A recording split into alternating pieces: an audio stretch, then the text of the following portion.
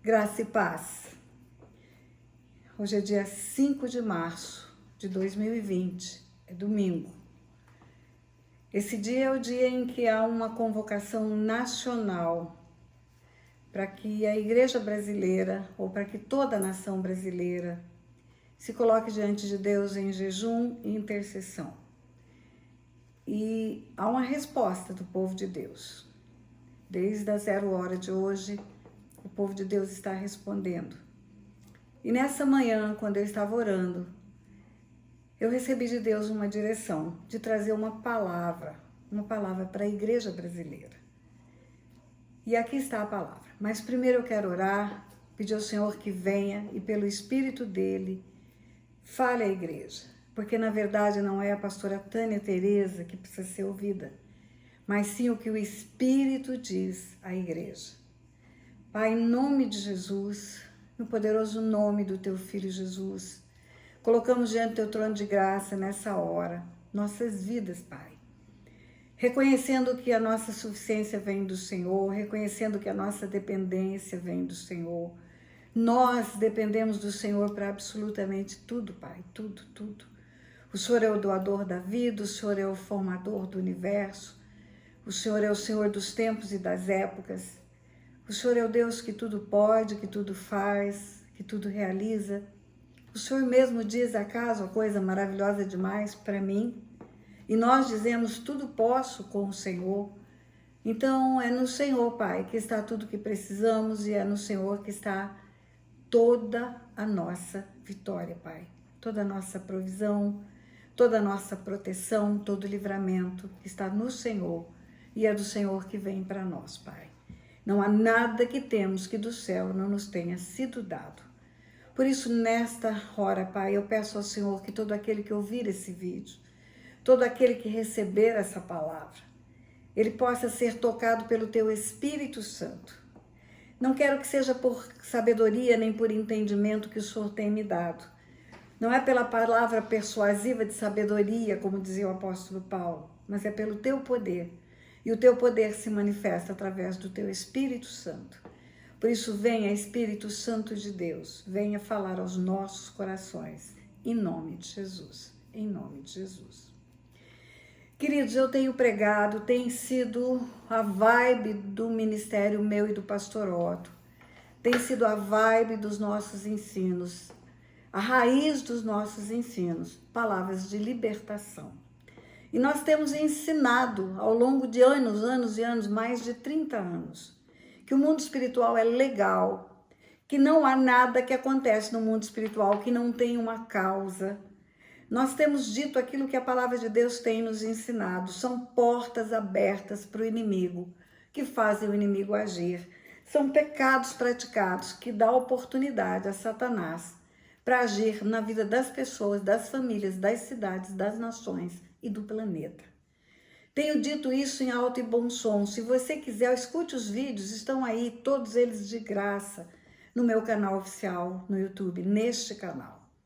E eu tenho dito que a maldição é uma ação de Deus na terra. A maldição é uma permissão de Deus para que as coisas aconteçam na terra como acontece, para destruição. O inimigo não trabalha sem a permissão de Deus. Satanás não age sem que Deus diga pode agir. O livro de Jó nos ensina isso. E eu quero trazer ao teu conhecimento que talvez não acompanhe o meu canal e agora, por causa de tudo que está acontecendo na Terra, pela pandemia do coronavírus, você está buscando informações. Então eu quero dizer para você que maldição sem causa não se cumpre. E que o que vemos acontecer à nossa volta, que chamamos de maldição, na verdade são os sintomas de causas que foram dadas ao inimigo para agir com a permissão de Deus, sempre com a permissão de Deus. Toda prática de pecado resulta numa porta aberta no mundo espiritual, para que o inimigo entre para matar, roubar e destruir. Toda porta aberta precisa ser fechada. E como fecha-se uma porta? Como abre-se a porta? Pelo pecado. E como fecha-se uma porta? Pelo arrependimento e pela confissão. A palavra de Deus nos ensina isso de forma tão clara. Assista os vídeos, por favor, eu te peço. Mas eu quero dizer para você algumas coisas breves aqui que vão servir para você ser instruído sobre isso. A palavra de Deus diz: arrependei-vos e convertei-vos para serem cancelados os vossos pecados. Arrependei-vos e convertei-vos para serem cancelados os vossos pecados. É arrependimento e confissão. É isso que a nação brasileira foi chamada a fazer hoje. Humilhar é arrepender-se. Orar, falar do arrependimento, confessar o pecado e clamar a graça e a misericórdia de Deus. Mas a palavra de Deus diz também que o que encobre as transgressões jamais prospera, jamais prospera. Mas o que confessa e deixa alcança misericórdia. E eu quero dizer para você que o sangue de Jesus apaga todos os pecados. O sangue de Jesus é uma oferta de Deus para cancelar os nossos pecados, para remir as nossas vidas, remir as nossas cidades, remir as nações. Mas o sangue de Jesus não apaga pecado encoberto, só pecado confessado. O sangue de Jesus está disponível, está escrito na primeira epístola de João, está lá escrito que se confessarmos os nossos pecados, ele é fiel e justo para perdoar os nossos pecados e para nos purificar de toda injustiça. Mas a confissão do pecado sem o arrependimento do pecado não funciona. A confissão do pecado sem arrependimento, um jejum sem arrependimento não funciona. Uma intercessão sem arrependimento, sem quebrantamento, não funciona. A palavra de Deus diz que aquele que desvia os ouvidos de ouvir a lei, até a oração é abominável. Ele não se agrada de jejum e intercessão sem um coração quebrantado, sem um arrependimento sincero. E aí eu quero dizer algo para vocês específico sobre o que está acontecendo conosco.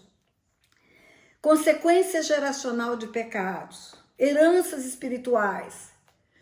Muitos homens e mulheres de Deus não creem nisso, mas é bíblico, Pecados geracionais assolam nações, assolam cidades por séculos. Evangelho de Mateus, Jesus está confrontando os fariseus. Em Mateus 23, Jesus já veio ao mundo, ele está ensinando que existe maldição na terra, ele está ensinando que um sangue derramado pode vir sobre gerações futuras. E ele fala isso para os fariseus. Ele fala para os fariseus do seu tempo. Mateus 23, versículo 35 e 36, ele fala: eu vos envio profetas, escribas, sábios, vocês vão matar. E sobre vocês vai recair todo o sangue justo derramado sobre a terra, desde o sangue do justo Abel, até o sangue de Zacarias, filho de Baraquias, a quem mataste entre o santuário e o altar. Em verdade vos digo que todas estas coisas hão de vir sobre a presente geração. Qual é a presente geração? Jesus está falando com a geração contemporânea dele. Ele está dizendo: olha, desde o sangue de Abel derramado sobre a terra, até o sangue de Zacarias. Zacarias morreu 400 anos antes de Jesus vir ao mundo. Ele está dizendo desde o sangue de Abel, o primeiro sangue derramado na face da terra. Vamos lá para o livro de Gênesis, o sangue de Abel. Quando Deus vai confrontar Abel pelo sangue derramado, ele pergunta de Abel. Pergunta para Caim, ele fala: Caim, aonde está o teu irmão? Caim responde: acaso eu sou tutor do meu irmão? Deus responde para ele, versículo 11 de Gênesis, capítulo 4, és agora maldito por sobre a terra, cuja boca se abriu para receber das tuas mãos o sangue do teu irmão. A terra se abriu para receber o sangue de Caim no livro de Gênesis, no começo dos tempos. Foi lá que a terra se abriu para receber o sangue de Abel. Caim derramou o sangue de Abel no homicídio, no primeiro homicídio da face da terra. E agora Jesus está dizendo para que sobre vós recaia todo o sangue justo derramado sobre a terra. Jesus está dizendo que o sangue derramado sobre a terra desde Caim, ou desde o sangue de Abel, virá sobre a presente geração, e o que ele chama de presente geração é o povo contemporâneo dele. Ele está falando para os fariseus que não acreditavam em heranças espirituais. Ele está falando para os religiosos que não acreditavam que era necessário arrepender-se dos pecados geracionais. Esses religiosos conheciam os livros. Eles conheciam o livro de Números, por exemplo, e no livro de Números está escrito, versículo 33 e 34 de Números 35, não profanareis a terra em que estás, porque o sangue profana a terra. O sangue profana a terra. Versículo 34, não contaminareis a terra, a qual eu vos dei para habitar, e no meio do qual eu habito. O sangue contamina a terra, Deus estava dizendo para esses homens. O sangue derramado contamina a terra. E eu vou dizer para você o que Deus tem me ensinado a respeito de heranças espirituais. O que você semeia, o que você colhe. Você semeia derramamento de sangue, a colheita é morte e enfermidade. Acidentes prematuros, doenças graves, mortes e mortes e mortes. O sangue derramado numa terra, numa família, o sangue derramado numa nação, atrai espíritos de morte para destruírem vidas por enfermidades, por mortes prematuras e por tantas coisas que produzem a morte. O sangue derramado, ele tem uma importância tão grande diante de Deus. Queridos, quando você vai para o livro de Apocalipse, eu não sou expert em escatologia, não sou. Mas eu estudo e leio, estudo e leio, estudo e leio, porque Deus me faz fazer isso. Quando você vai para o livro de Apocalipse, a sexta trombeta, Apocalipse 9, versículos 13 e 14, diz assim: o sexto anjo tocou a trombeta e ouviu uma voz procedente dos 4 ângulos do altar de ouro que se encontra na presença de Deus, dizendo o sexto anjo, mesmo que tenha trombeta. O que o anjo diz? Solta os 4 anjos que se encontram atados junto ao grande rio Eufrates. Que anjos que estão amarrados junto ao grande rio Eufrates? Solta os 4 anjos que estão amarrados junto ao grande rio Eufrates. Versículo 15, então foram soltos os 4 anjos que se achavam preparados para a hora, dia, mês e ano, para que matasse a terça parte dos anjos. Que anjos são esses que estão amarrados junto ao grande rio Eufrates? São demônios caídos do céu. São anjos que foram rebeldes contra Deus e foram caídos do céu, expulsos do céu. E hoje estão amarrados junto ao grande rio Eufrates para serem usados por Deus para matarem a terça parte da terra. Está escrito na Bíblia isto. Eu não estou inventando, isso é palavra de Deus. Foram então soltos 4 anjos que se achavam preparados para a hora, dia, mês e ano, para que matasse a terça parte dos anjos. Os anjos são demônios. Esses anjos são espíritos que perderam a natureza angelical, se tornaram demônios. Por que eles estão amarrados nesse lugar? Jesus tem as chaves da morte e do inferno. Por que eles estão amarrados nesse lugar? Porque esse lugar é o lugar onde houve o primeiro derramamento de sangue da face da terra. Esse é o lugar onde foi derramado o sangue de Abel, o sangue que clama diante de Deus até hoje. Queridos, eu não posso lhe ensinar tudo que eu sei a respeito disso. Eu desafio você a ir para o vídeo que eu tenho como Quebrando Paradigmas sobre heranças espirituais. Mas eu quero dizer para você que o arrependimento e a confissão de Daniel, quando estava preso no cativeiro da Babilônia, já estava escravo de Nabucodonosor, de Assuero, de Dario, e ele agora estava escravo de Ciro. Ele entendeu pelo livro da lei, livro de Levítico, que só tem um jeito de mudar o juízo, é confessar pecados geracionais. E nós, como brasileiros, temos um sangue derramado nessa nação. Essa terra é uma terra que clama diante de Deus pelo sangue derramado. Não apenas nesta nação, mas em todas as nações da terra. Mas hoje eu estou falando da minha nação, eu estou intercedendo pela minha nação. E eu quero dizer para você que a história do Brasil, desde o descobrimento, tem sangue derramado. A história do Brasil, a escravatura, os índios, os infanticídios indígenas, que muitas organizações não querem reconhecer, existe até hoje os índios sacrificam crianças.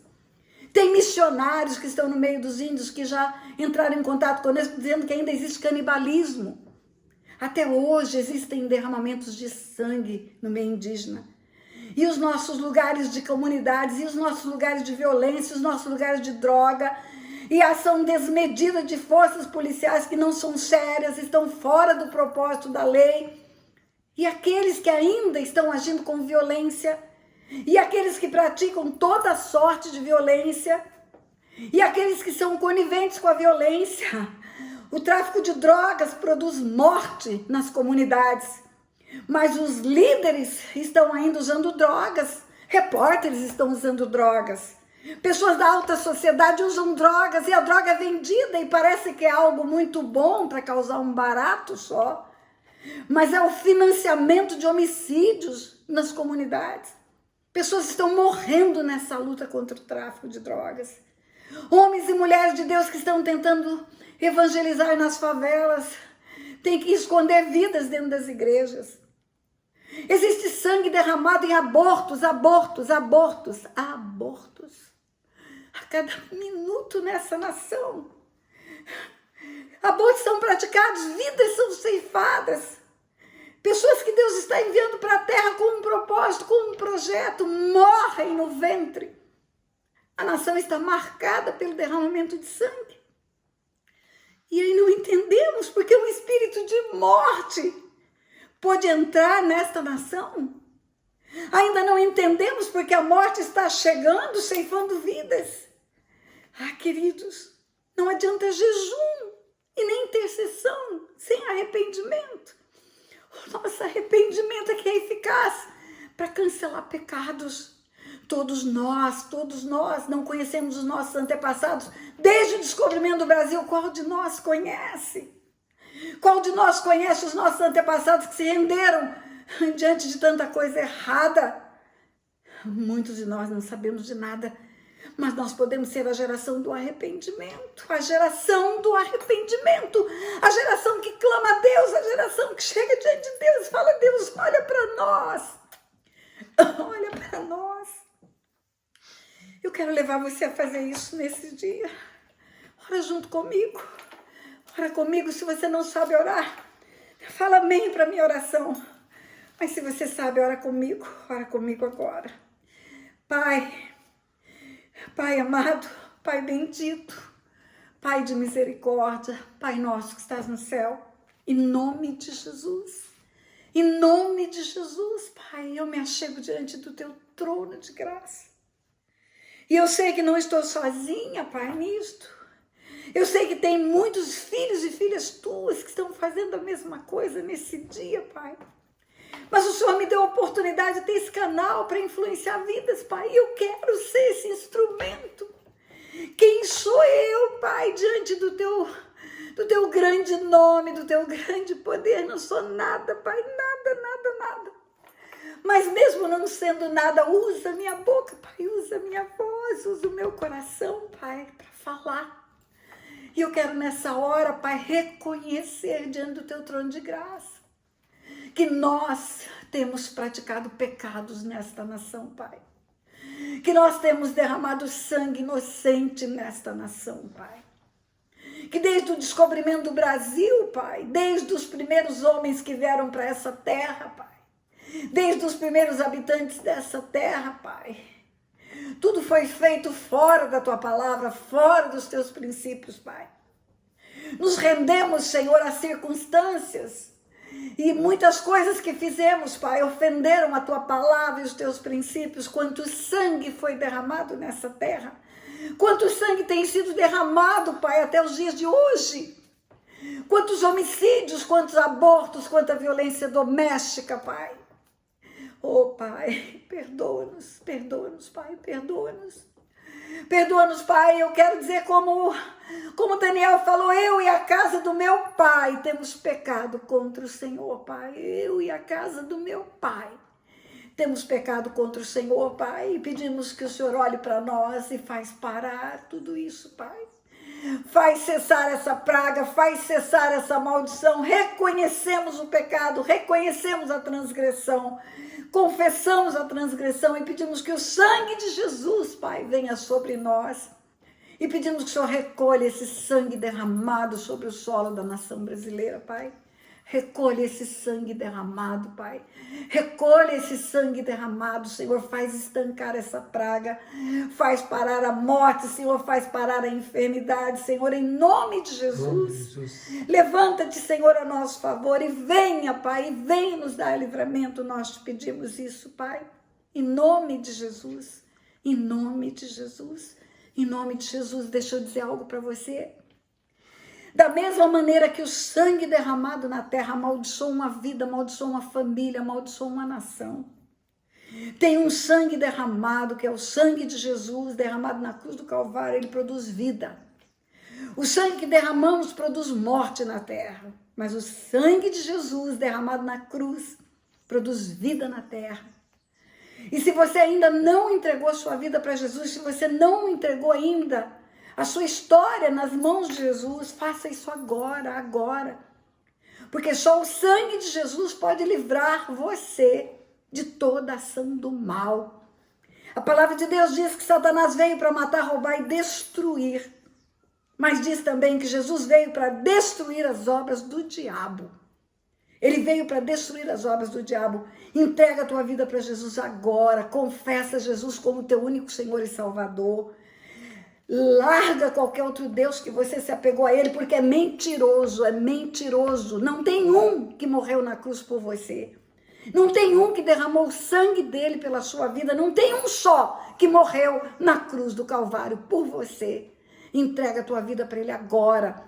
Se você está andando atrás de deuses que pedem sangue de animais para você, se você está atrás de deuses que querem sacrifícios nas encruzilhadas, eu te oferto um Deus que deu o sangue do filho dele por você. Ele deu o sangue do filho dele por você. Se você serve a um Deus feito por mãos de homens, objetos, aqui está cheio de objetos aqui nessa estante. Eu posso fazer um enfeite de uma estante, eu posso fazer um ídolo e adorar um ídolo, que para nada serve, nada serve. Ele precisa que você carregue ele de um lado para o outro, porque ele não anda sozinho, ele não fala, não vê. Larga a mão disso, venha para Deus, venha para Jesus. Larga tudo. Naquela cruz não estava Kardec, naquela cruz não estava Buda, naquela cruz não estava outro, só Jesus estava lá. Só ele derramou o sangue que pode comprar você e livrar a sua vida. Entrega a tua vida para Jesus agora. Faça comigo uma oração, eu vou te instruir. Fala: Senhor, meu Deus e meu Pai, eu creio que Jesus Cristo é o teu filho que veio a esse mundo em carne, para na cruz do Calvário morrer no meu lugar. E eu creio que ele me comprou da morte e do inferno. E eu recebo esse benefício, recebo esse sacrifício, recebendo Jesus como meu único Senhor e Salvador. E eu renuncio a outro Deus, largo de outra adoração para servir só o Senhor e teu único Senhor e Salvador, que é o teu Filho Jesus. Em nome de Jesus. Em nome de Jesus. Queridos, este tempo é o tempo de vir para o Senhor. Esse tempo é o tempo de vir para o lugar da redenção. Esse tempo é o tempo de vir para o lugar do livramento. Venha, o Senhor te chama, o Senhor te espera. Se você está na igreja, mas não arrumou sua vida, é hora de arrumar. Se você está no mundo, é hora de largar e vir para a igreja. Se você conhece a palavra de Deus, está igual o filho pródigo, comendo bolota de porco, larga isso tudo e venha para a casa do Pai. Esse é o tempo. Esse é o tempo. Deus te abençoe.